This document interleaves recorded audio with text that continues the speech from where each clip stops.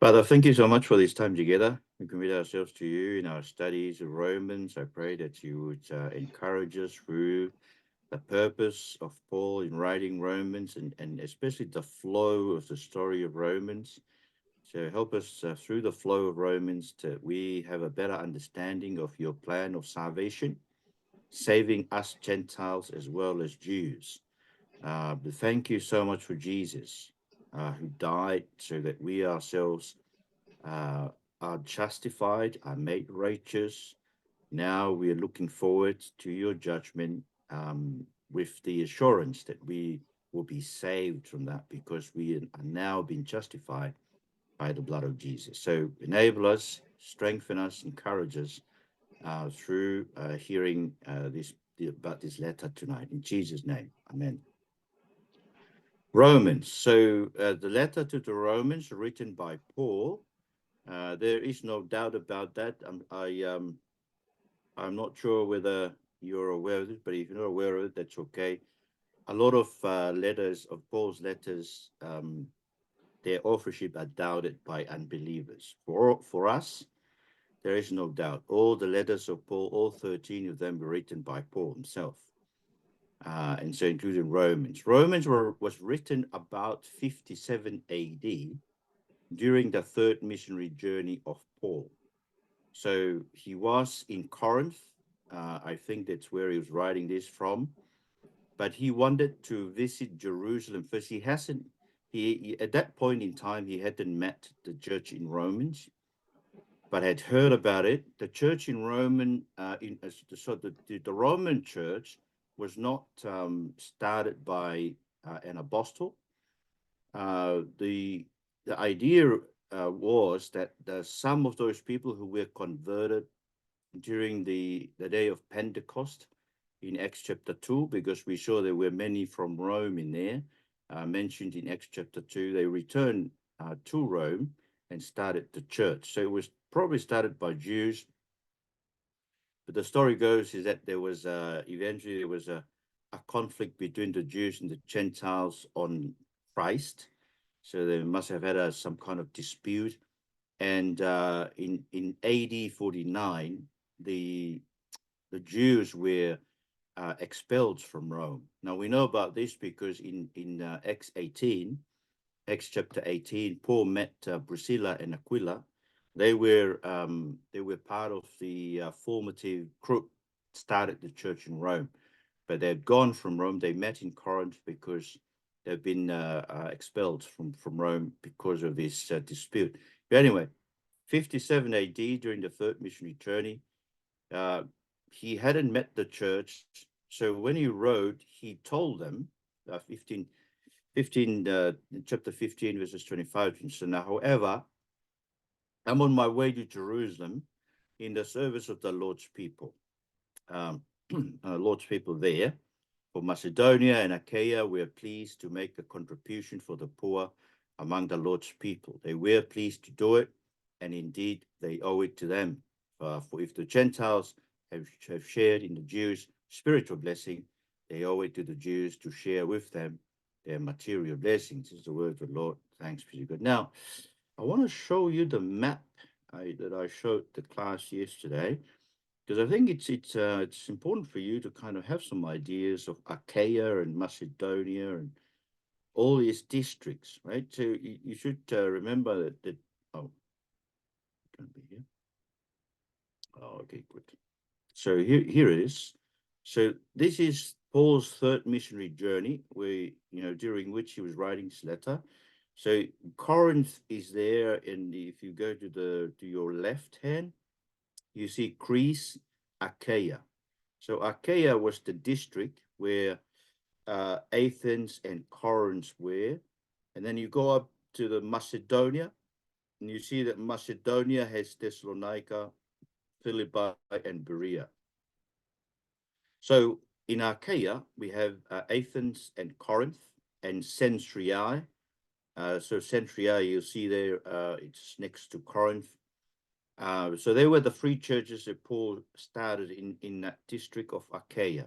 In Macedonia, You have Philippi, Thessalonica, and Berea. They were the three churches that Paul had started there. So people from Macedonia and Achaia have donated some money to Paul to be taken to the believers, to the poor people amongst the believers in Judea, in Jerusalem. So that's what he's saying. He's saying in writing Romans, he said, look, I'm going to Jerusalem to take the donation from Achaia and Macedonia, but after that, then I'll come through Rome on my way to Spain. That's what he was saying. So it was probably originated from Corinth.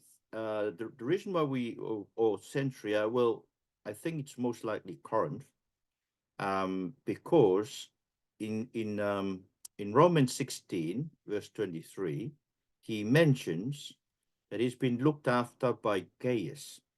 Gaius, whose hospitality I and the whole church here enjoy, sends you his greetings. So this is from so Caius. So where is Caius? So Caius was the one who was hosting him, and the whole church here. So where is the here?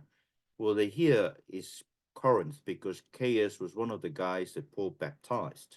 So 1 Corinthians 1:14, 1 Corinthians 1:14, he said, I thank God that I did not baptize any of you except Crispus and Caius. Okay, so he's hosted by Caius. So this is why we say it's probably most likely he's writing from Corinth.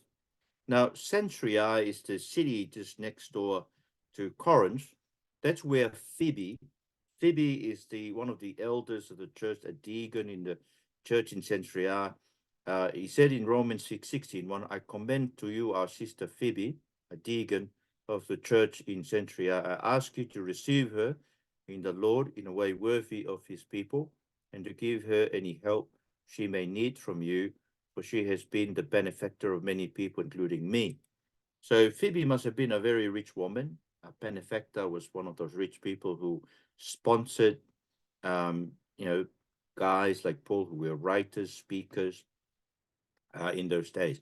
But she is the one who will be delivering the letter, right?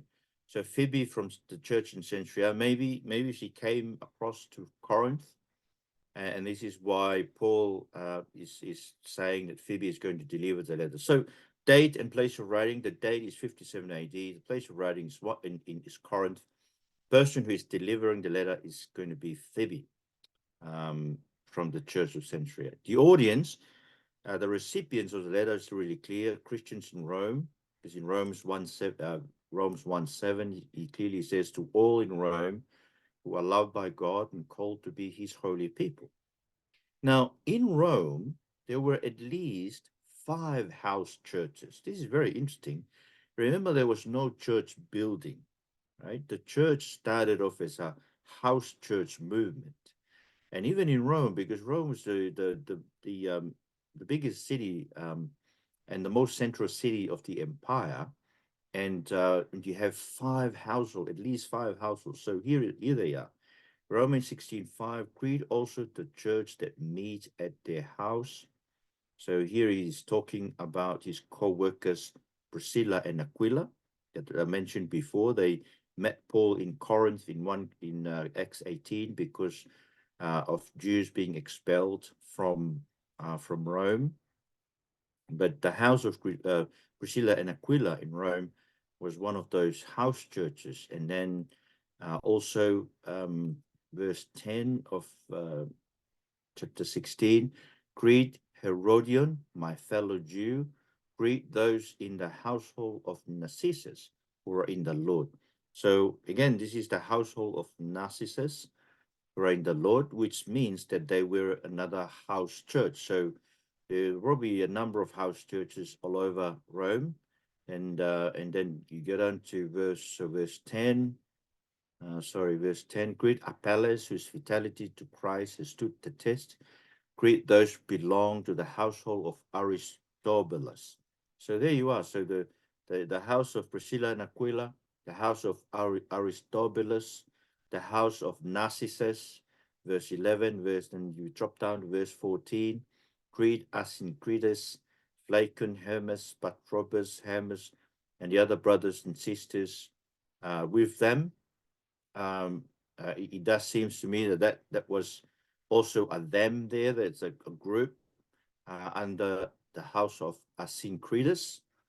And then verse 15, greet Philolochus, Julia, Nereus, and his sister, and Olympus, and all the Lord's people who are with them. So, and then probably the household of Philologus.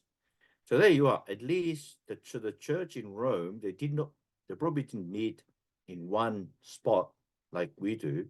They met in these 5 households, at least 5, maybe more, because there must have been more people in Rome who became Christian for them to be able to, to show some disturbance of the city, so that in the year 49, as I mentioned before, some of the Jews were expelled from them. So, yeah, so the church must have been a very big church in terms of numbers, but at least 5 households.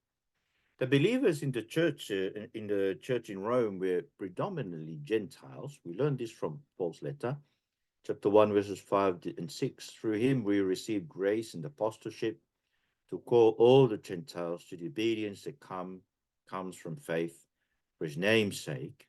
And you also are among those Gentiles who are called to belong to Jesus Christ. So he's addressing the Gentiles here, which means there may have been some Jews in there, but predominantly the church were Gentiles, right? The membership in the church in Rome were Gentiles.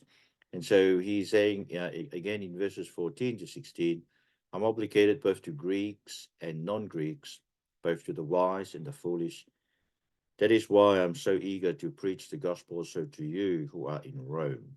It's the word of the Lord. Thanks be to God.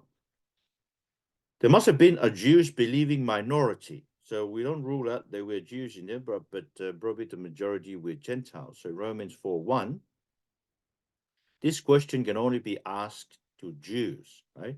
What then shall we say that Abraham, our forefather, according to the flesh, discovered in this matter? So it's only for Jews, only the Jews who had Abraham as their forefather according to the flesh. So there must have been some Jews in there who were concerned about this thing called justification by faith, and that's the issue that Paul is looking into here. But again, in chapter 9 to 11, as we shall see below in the flow of the letter, Paul is addressing the place of the Jews in the salvation plan of God. And the Jews played a very important role. In fact, God's priority is to save the Jews. He's only saving us Gentiles, as Paul would say. He's only saving us Gentiles because he wants to save Jews in the end. Okay? And because the Jews are now hardening their hearts against Jesus, it's God's plan for them to be hardened so that he will save us Gentiles. Now, the theme of the letter is to present the gospel to the church in Rome. Remember that this church was not started by an apostle with the authority of Jesus Christ, an apostle who had seen the risen Jesus. So it was started by people who were converted in Jerusalem. So it was good for him. Paul thought it would be good for him as an apostle to present to the Christians in Rome the gospel. And the gospel is God's plan of salvation for all people, Jews and Gentiles alike. So in Romans 1:16, 17, this is the key verse of the letter, Romans 1:16, 17. For I'm not ashamed of the gospel, because it is the power of God that brings salvation to everyone who believes, first to the Jew, then to Gentiles. For in the gospel, the righteousness of God is revealed, a righteousness that is by faith, from first to last. Just as it is written, the righteous will live by faith. So you'd see that God's plan comes through the gospel. The gospel reveals the righteousness of God. The gospel revealed the righteousness of God. That's what he said in Romans 1:17. In the gospel, the righteousness of God is revealed, which includes justification by faith, which he mentioned there in Romans 4:24 to 25. He says, but for us, to whom God will grant righteousness, for us who believe in him who raised Jesus our Lord from the dead, He, that is Jesus, was delivered over to death for our sins and was raised to life for our justification. So, in other words, the righteousness of God shown in the gospel is that all of us deserve, as sinners, deserve to be punished, condemned to hell. But God, in the gospel, revealed his righteousness. That is, he, through Jesus, he's taken our punishment and our condemnation and placed it squarely upon Jesus, so that Jesus died for our sins and was raised for our justification. And we receive the justification by faith alone. So that's the theme of the letter, is that God's plan of salvation is that Jew and Gentiles are justified by faith, and he showed that through his righteousness in the gospel. In the gospel, his righteousness is shown in that he took our punishment, placed it upon Jesus, so that he is just, that is, his justice upon us, deserving of his wrath and condemnation, is placed upon Jesus. See? So that's his justice. That's his sort of justice, righteousness. That's the same thing. His justice, his righteousness is that he punished our sins through Jesus, so that you and I can be shown mercy in Christ. Now, the purposes of the letter, there are three purposes of the letter. Number one is to prepare the way for his coming visit to Rome and his proposed mission to Spain. Now, we mentioned that before, so let me read from chapter 15, verses 22 to 29. This is why I've often been hindered from coming to. So he's been planning to come to Rome, but he's often been hindered. Verse 23. But now that there is no more place for me to work in these regions, and since I've been longing for many years to visit you, I plan to do so when I go to Spain. I hope to see you while passing through, and to have you assist me on my journey there, after I have enjoyed your company for a while. Now, however, I'm on my way to Jerusalem in the service of the Lord's people there. For Macedonia and Achaia were pleased to make a contribution for the poor among the Lord's people in Jerusalem. They were pleased to do it, and indeed they owe it to them. For if the Gentiles have shared in the Jews' spiritual blessing, they owe it to the Jews to share with them their material blessings. That's the word of the Lord. Thanks be to God. Do you see, he's finished everywhere, the regions that he thought haven't received Jesus. He's almost finished those. And now he's longing to visit Rome. But his plan is to continue to expand his mission to Spain. Did he ever go to Spain? Some people say yes. We don't know, because it's not mentioned in the New Testament, right? But that was his plan. So that was the first of his purposes for writing the letter. He wanted to prepare the church in Rome for his visit, in order for him to be supported in expanding his mission to Spain. The second purpose is to present the basic structure of salvation to a church that had not received the teaching of an apostle before. So here's the righteousness of God that I was talking about before in Romans 3:23 to 26. See, the righteousness of God is the justice of God. See, what is the justice of God with sinners? He should punish sinners. But this is what he did in Christ. For all have sinned and fall short of the glory of God, and all are justified freely by his grace through the redemption that came by Christ Jesus. God presented Christ as a sacrifice of atonement through the shedding of his blood to be received by faith. He did this to demonstrate his righteousness, because in his forbearance he had left the sins committed beforehand unpunished.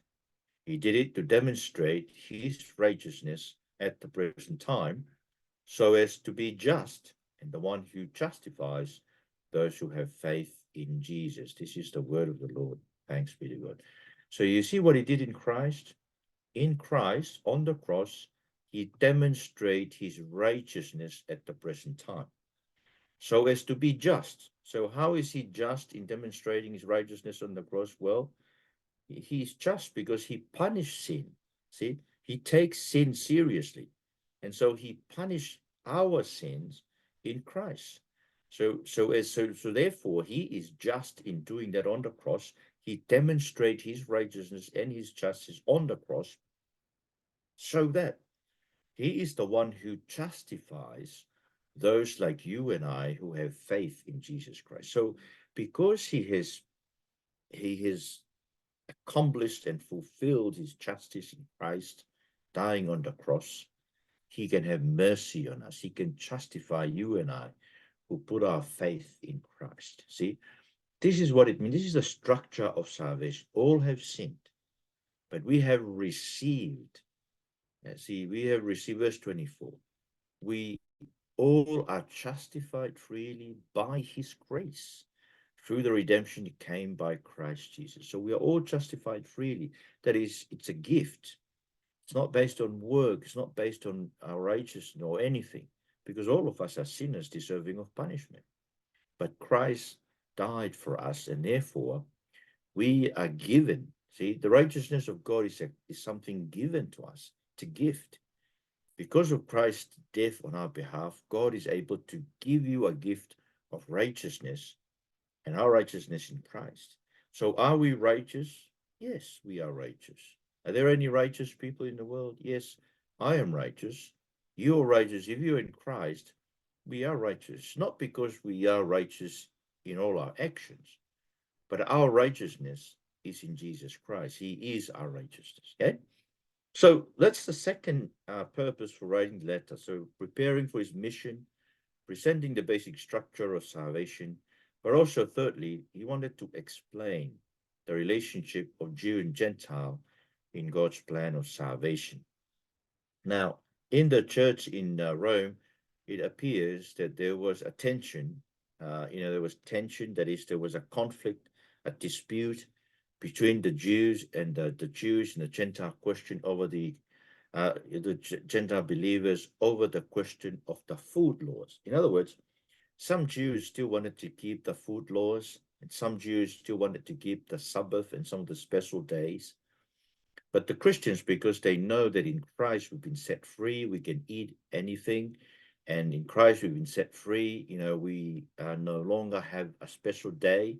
We don't look after a special day. Sabbath for us is not the day that we keep. We keep Sunday because that's the day of the resurrection, and that's the day we meet for worship. So there was this dispute, this conflict amongst Christians, and so part of Paul's writing this letter is to understand, is to help the Gentile Christians in Rome understand that they must not look down upon the Jews. Even though the Jews have rejected Jesus, majority have rejected Jesus, but the Lord has preserved some Jews who, like Paul, will become Christian.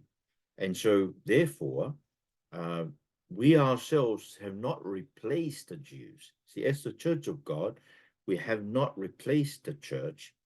We have not replaced Israel.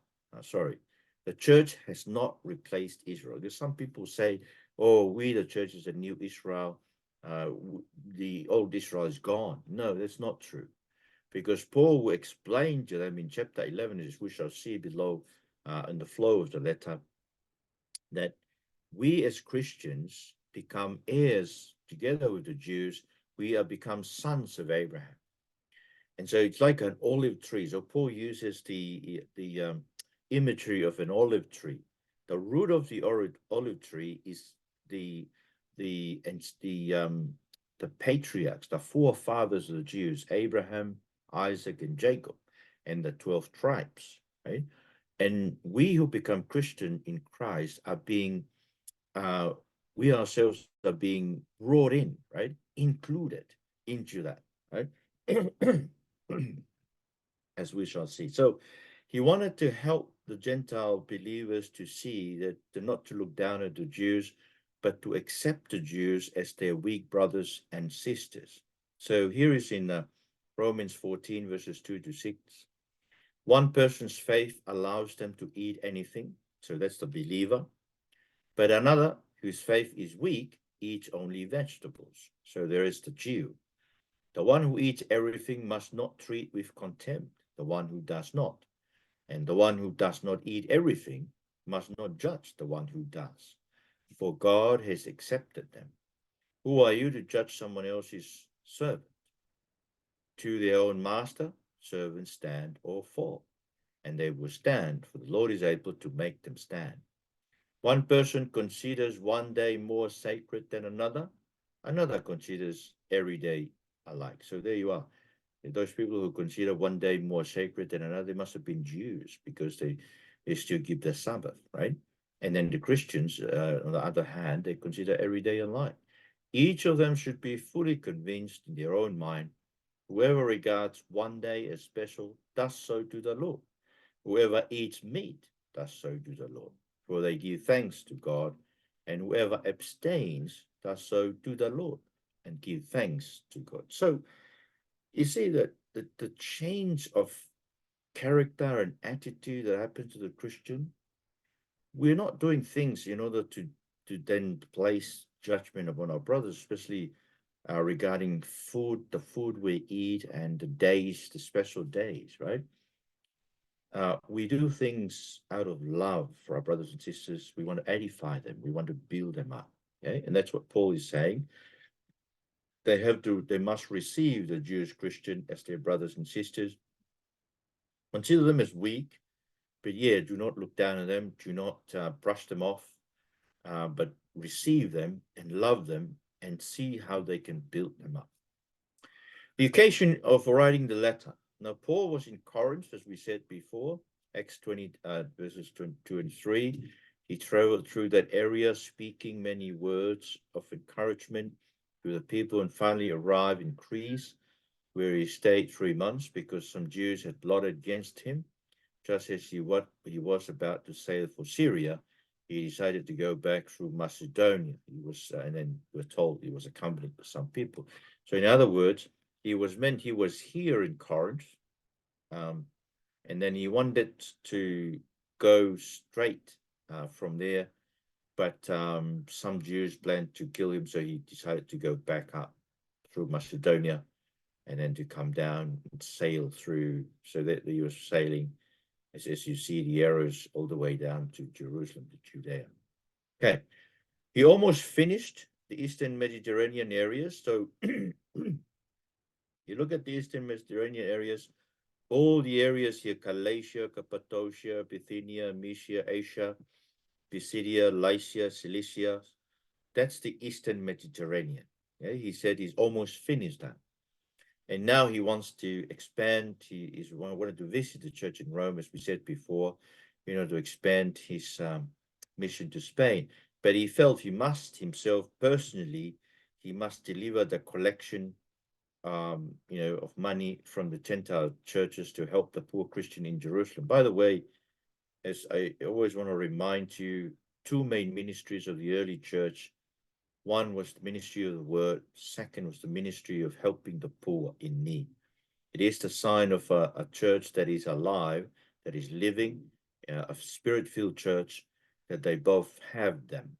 Ministry of the word, they're preaching the word consistently and systematically, but also they are loving the poor, spending a bit of money to help those who are poor, especially those who are poor amongst us. So, as I said before, the occasion is that he wanted to prepare people for his journeys, his mission to continue on, but also he still wanted to preach the gospel also to Rome, because he said, as he said in chapter 1, verses 13, 15, I don't want you to be unaware, brothers and sisters. I planned many times to come to you, but I've been prevented from doing so until now, that I might have a harvest among you, just as I had amongst the other Gentiles. So he wanted, even in Rome, to have a harvest of people who are coming to know Jesus through his ministry. And then lastly, the flow of Romans. So here is the flow of the book. Firstly, the wrath of God has been revealed from heaven. So here's Romans 1:18.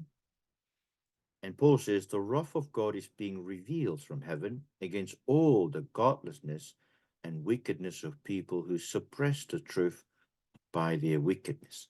So we live in that world. We're still living in that world, a world that suppressed the truth with wickedness. And God's wrath has been revealed from heaven ever since Paul wrote Romans. Now, both Gentiles and Jews are sinners. Romans 3:10-12. As it is written, there is no one righteous, not even one. There is no one who understands. There is no one who seeks God. All have turned away. They have together become worthless. There is no one who does good, not even one. See? That's the problem. God is angry with us, but we're all sinners, right? We can't save ourselves. Even the law is unable to save us. See? Now we know that whatever the law says, it says to those who are under the law, so that every mouth may be silenced and the whole world held accountable to God. Therefore, no one will be declared righteous in God's sight by works of the law. Rather, through the law, we become conscious of our sins. This is the word of the Lord. Thanks be to God. You see, the law doesn't save us. The law only condemns us. Okay? Because the law said, do not murder, do not steal, do not lie, do not see. It looks at us as if it's looking at you stealing, and it says to you, don't do it. It's looking at you coveting and said, do not be coveting.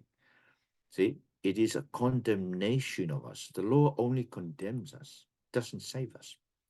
But salvation comes to us through the gospel, as we said in the gospel, verse 17 of chapter 1. In the gospel, the righteousness of God is revealed, a righteousness that is by faith from first to last, just as it is written, the righteous will live by faith. So we see the righteousness of God is that he punished sin. He takes seriously sins and he punishes it in Jesus Christ so he can give us his righteousness as a gift. And as we saw before, the redemption, all have sinned and fall short of the glory of God, and all are justified freely by his grace through the redemption that came by Christ Jesus. So it's a free gift of God. Justification, being made righteous, is a free gift of God. We don't work for it. Faith is just a way in which we receive it. Okay? So we receive it by faith, faith alone.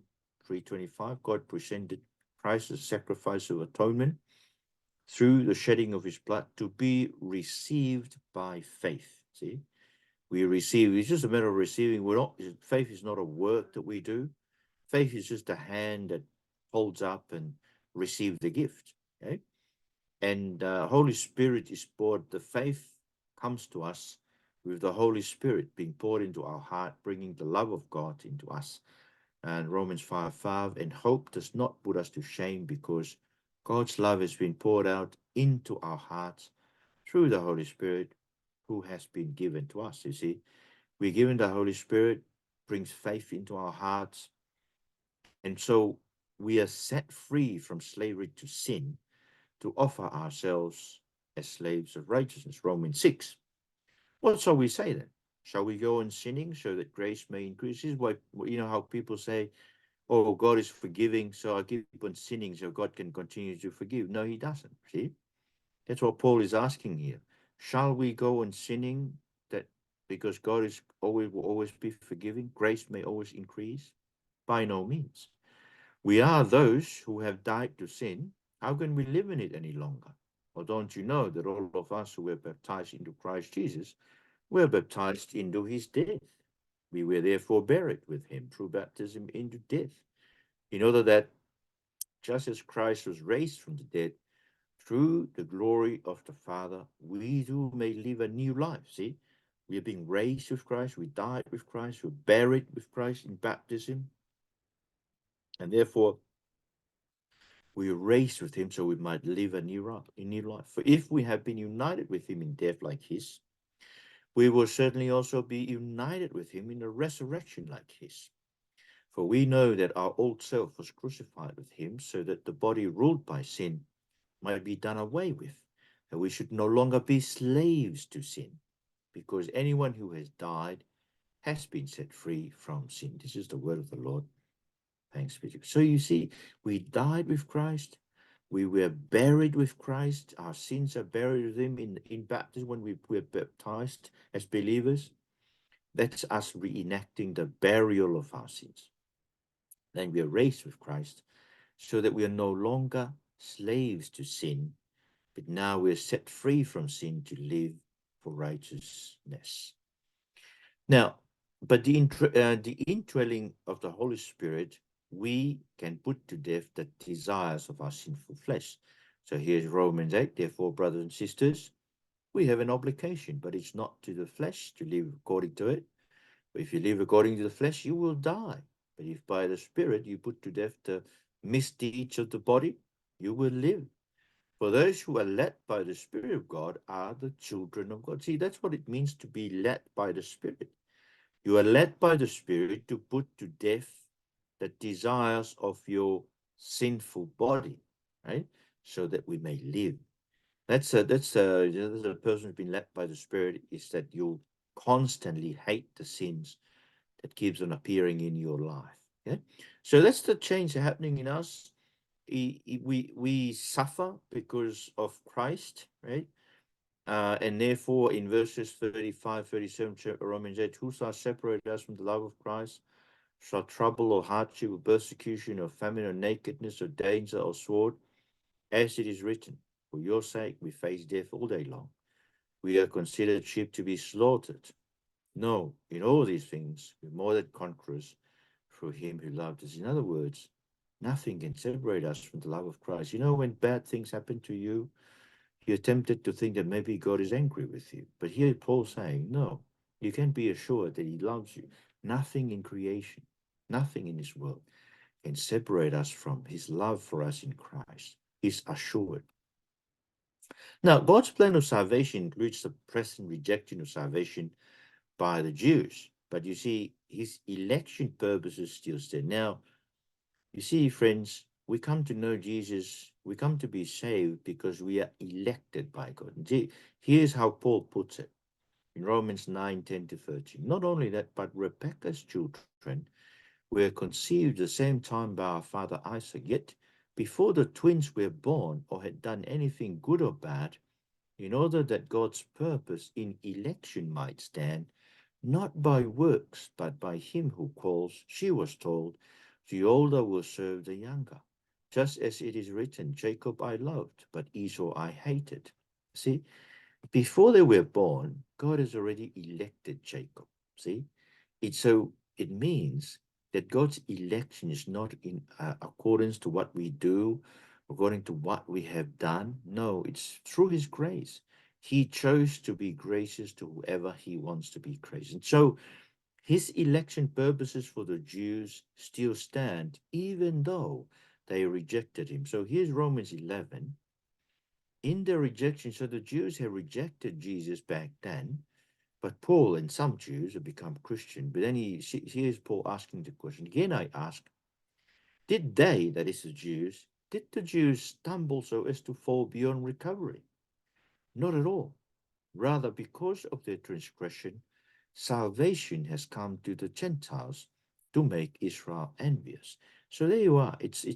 They are hardened, they stumble, so that salvation can come to us. In other words, their stumbling and their hardening is also part of God's election purposes for them.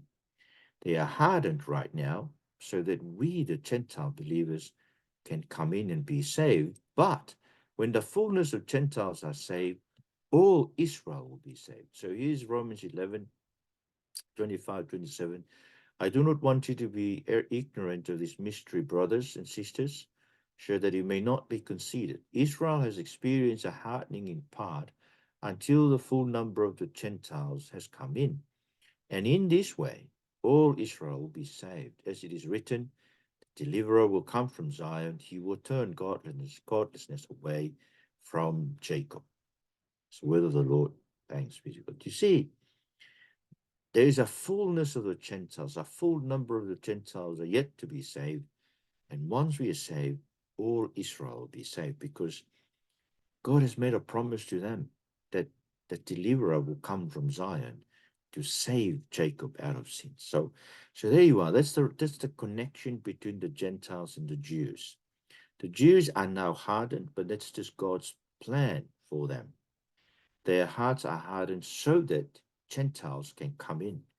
So this is the time for us. We're still coming in, but in the future, some point in the future, the Jews will all be saved, because theirs was the promise of salvation was promised to their forefather Abraham. Now the gospel transforms the way we live in this world. So here's Romans 12. Therefore, I urge you, brothers and sisters, in view of God's mercy, to offer your bodies as a living sacrifice, holy and pleasing to God. This is your true, proper worship. Do not conform to the pattern of this world, but be transformed by the renewing of your mind. Then you will be able to test and approve what God's will is, his good, pleasing, and perfect will. Now, you see that we give our whole body as a living sacrifice to Jesus, and that means our minds are being transformed and renewed so that we continue to know the will of God and to live by it. So we're new people. We are constantly continue to be renewed in our minds. We no longer conform to the ways of this world, but it's not only in the way we relate to the world, but also in the way we relate to the church of God. So here is again verses 6 to 8 of Romans 12. We have different gifts according to the grace given to each of us. If your gift is prophesying, then prophesy in accordance with your faith. If it is serving, then serve. If it is teaching, then teach. If it is to encourage, then give encouragement. If it is giving, then give generously. If it is to lead, do it diligently. If it is to show mercy, do it cheerfully. It's the word of the Lord. Thanks be to God. So you see, we are given gift in the church of God for the building up of the church of God. So in connection to this world, our minds are renewed. In connection to the church of God, we serve the church of God in order to build them up. But also the gospel transforms the way we live under political authority. So here is the way we live under political authority: that everyone be subject to the governing authorities, for there is no authority except that which God has established. The authorities that exist have been established by God. So in other words, Biden, Netanyahu, Putin, President Xi of China, they're put there by God, okay, for his own purpose. Consequently, whoever rebels against the authority is rebelling against what God has instituted. And those who do so will bring judgment on themselves. Now, I think what it means here is that we don't rebel to the government, but we don't do what they, the godless values they impose upon us, like homosexuality and those things. We don't submit to that. Okay, but we don't rebel. We don't lead a rebellion against the government. We just live under them and trust that the Lord Jesus will change them when it comes to the time to change them. For rulers hold no terror for those who do right, but for those who do wrong. Do you want to be free from fear, the one in authority? Then do what is right, and you will be commended. For the one in authority is called servant for your good. But if you do wrong, be afraid, for rulers do not bear the sword for no reason. They are God's servants, agents of wrath, to bring punishment on the wrongdoer. So the main task of the government is to punish the wrongdoer, put them in jail, right? And that is how we should measure how success and good a government is. They are able to put to jail the wrongdoers. If a government is just letting the wrongdoers go free on the street, that's a very bad government. Therefore, it's necessary to submit to the authorities not only because of possible punishment, but also as a matter of conscience. It is also why you pay taxes, for the authorities are God's servants who give their full time to governing. Give to everyone what you owe them. If you owe taxes, pay taxes. If revenue, then revenue. If respect, then respect. If honor, then honor. This is the word of the Lord. Thanks be to God. But you see, this is why we pay our taxes. Please don't run away from it. It's why we pay our debts, right? We want to pay our debt. Our church must not be a church in debt. And therefore, the gospel enables us to live, to love our weak brothers and sisters with our Christian freedom. See, we are free to eat anything. That's what I was saying before. So Romans 14:15 said, if your brother or sister is distressed because of what you eat, you are no longer acting in love. Do not by your eating destroy someone for whom Christ died. And if you drop down to verses 20-21, Do not destroy the work of God for the sake of food. All food is clean, but it is wrong for a person to eat anything that causes someone else to stumble. It is better not to eat meat or drink wine or to do anything else that will cause your brother or sister to fall. It's the word of the Lord. Thanks be to God. So you see, this is why we don't drink wine in public, because, we don't want people to see us doing it, because it's a stumbling block, right, to people. And it the same applies to that. But yeah, I think here is the Jews and Gentile Christians. Some Jews still regard eating pork as a curse.